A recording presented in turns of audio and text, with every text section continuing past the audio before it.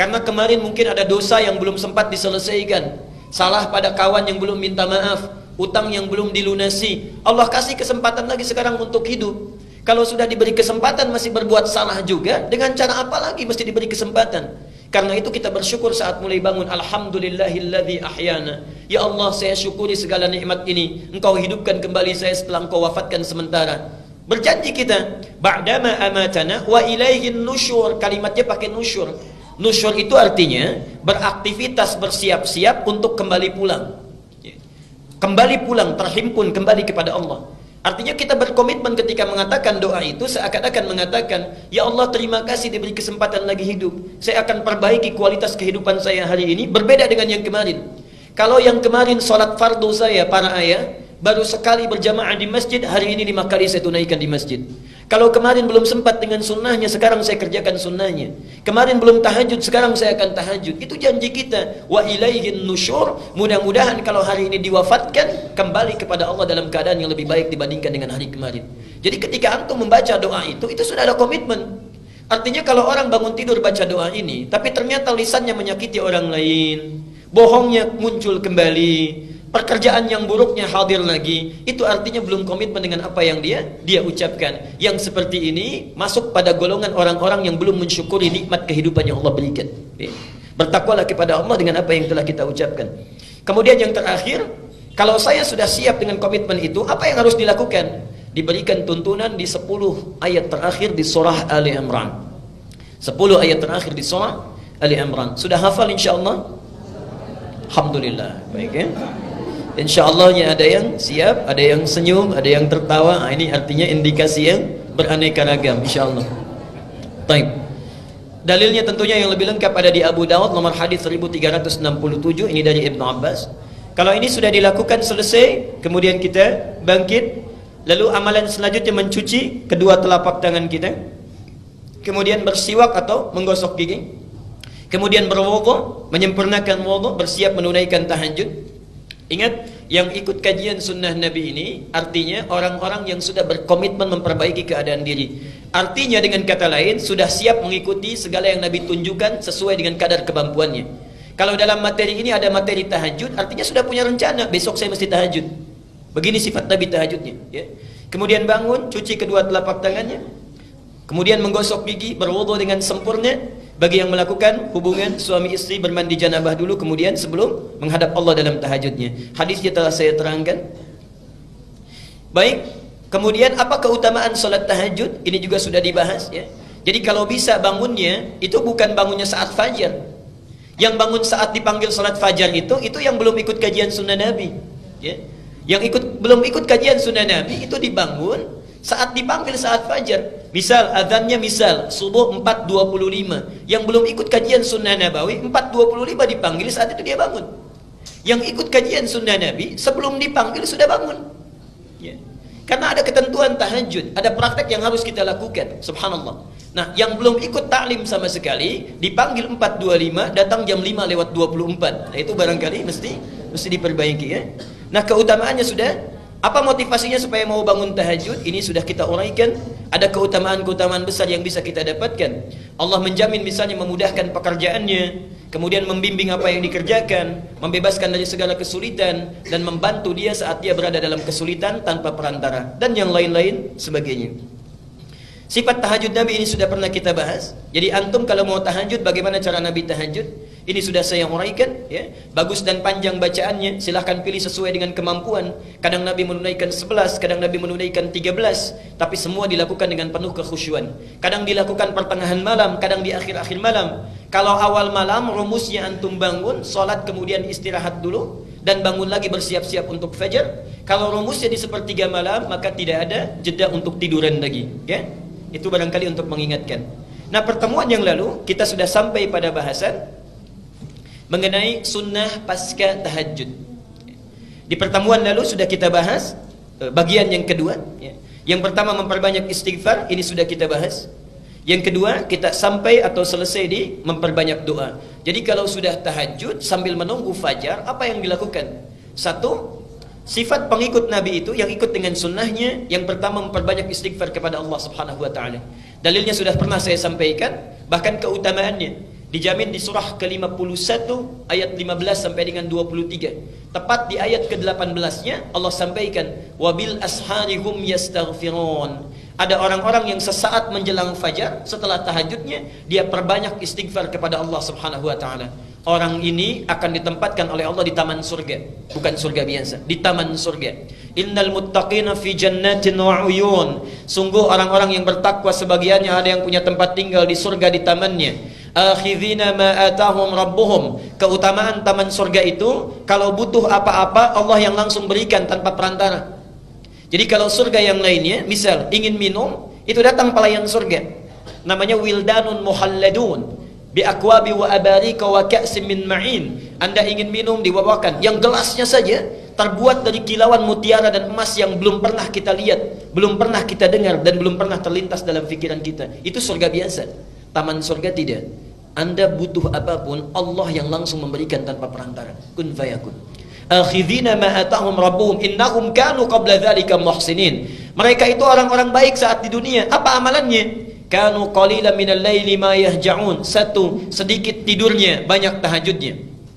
Selanjutnya yang kedua, ini rumusnya. Setelah tahajud, wabil asharihum yastaghfirun. Mereka perbanyak istighfar kepada Allah Subhanahu wa taala. Kemudian kita selesai kemarin di pembahasan doa. Nah, disinilah kita berhenti kemarin dan akan kita teruskan. Bapak dan Ibu sekalian, saya sudah sampai pada pembahasan doa-doa sunnah yang bisa dibaca setelah tahajud. Kita berhenti di sini kemarin, okay?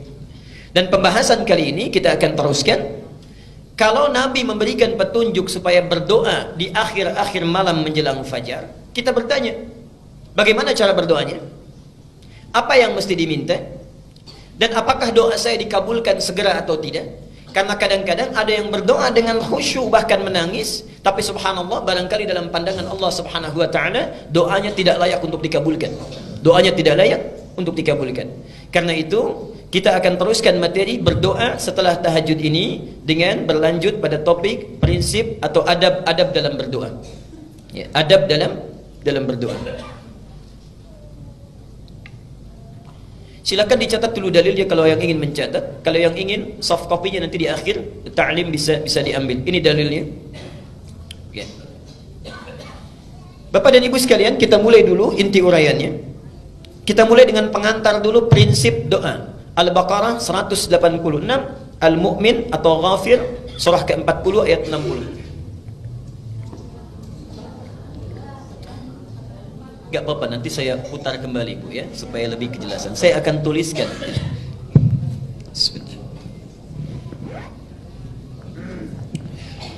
Maaf, kelihatan insya Allah. Apa yang dilihat? Saya belum nulis apa-apa. Ada? Bismillah. Pak, kalau saya menulis bisa jelas insya Allah? Taib ya. Buka Quran surah kedua Al-Baqarah ayat 186 dan Quran surah 40 Al-Mu'min ayat 60. Perhatikan prinsip doa yang pertama. Jadi ini indahnya teori Al-Quran. Sebelum diminta berdoa dijelaskan dulu ya. Prinsip doa seperti ini, keutamaannya seperti ini. Lalu diterangkan silahkan kalau ingin berdoa begini adabnya. Lalu ditunjukkan contoh orang-orang yang pernah berdoa begini, doanya seperti ini dan cara pengabulannya seperti ini. Kurang lengkap apa lagi ya. Prinsip yang pertama, perhatikan. Di dalam Al-Quran disebutkan setiap doa itu yang dipanjatkan oleh siapapun, prinsipnya umumnya pasti dikabulkan. Setiap doa yang dipanjatkan umumnya seharusnya selalu terkabul. Jadi prinsip utamanya, sepanjang kita meminta, seharusnya Allah pasti mengabulkan. Minta apa saja yang sifatnya wajar. Okay? Apa dalilnya? Mari kita lihat yang pertama. Baik.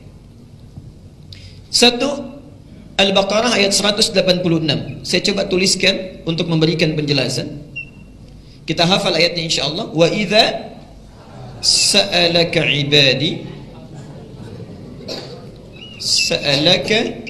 ibadi anni fa inni qarib. Alhamdulillah. Bagian pertama. Bagian kedua poinnya, kemudian ujibu da'watad da'i. Da'watad da'i. Idza da'ani, ini poinnya.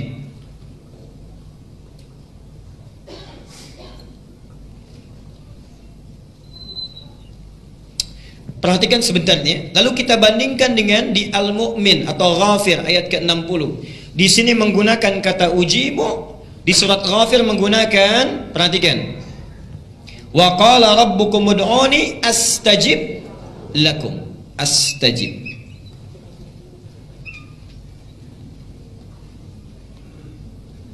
Lakum.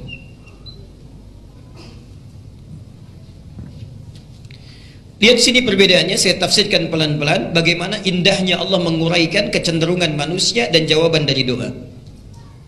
Wa idza sa'alaka ibadi. Kalau kita sekedar melihat mushaf terjemahan, maka seringkali diartikan, dan bila hamba-hambaku bertanya kepadamu Muhammad, demikian ya terjemahannya. Nah, sekarang perhatikan ya. Untuk mengungkapkan kata bertanya, uniknya Al-Quran menggunakan kata sa'ala. Baik ya? Sa'ala. Sa'ala itu di Quran, termasuk di dalam bahasa Arab, dalam ilmu bahasa Arab, ternyata tidak hanya mengandung satu arti, bukan sekedar bertanya. Sa'ala itu juga bisa mengandung arti sesuatu yang ingin dimintakan. Jadi bisa berarti bertanya, bisa berarti meminta. Lihat uniknya bahasa Al-Quran.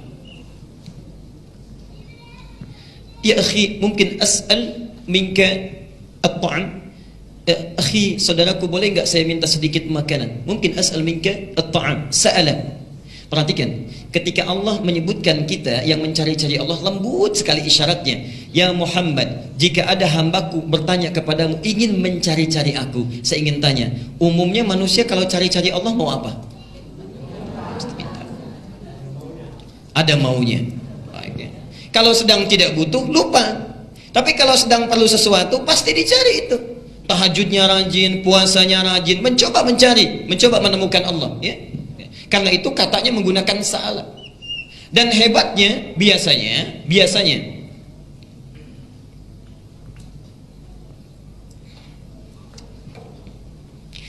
di dalam Al-Quran, kata permintaan ini sekaligus pertanyaan, itu tidak pernah pakai idza. Tidak pernah pakai idza, ya. Subhanallah. Biasanya langsung menggunakan fi'il mudhari. Contoh, Al-Baqarah 219. Yas'alunaka 'anil khamri wal maisir. Pakai iya, yas'alunaka. Al-Baqarah 215. Wa yas'alunaka madza yunfiqun, ya, menggunakan ya. Uniknya di sini menggunakan fi'il madhi, bentuknya past tense, lampau, didahului oleh idza.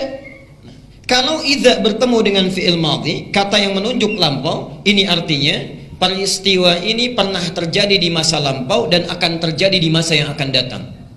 Ini menunjukkan pesan kepada kita, orang yang mencari-cari Allah untuk minta itu, kebutuhan berdoa itu bukan hanya dibutuhkan oleh orang-orang sekarang, dulu pun orang melakukannya, dan sampai kapanpun orang pasti butuh dengan Allah. Jadi tidak akan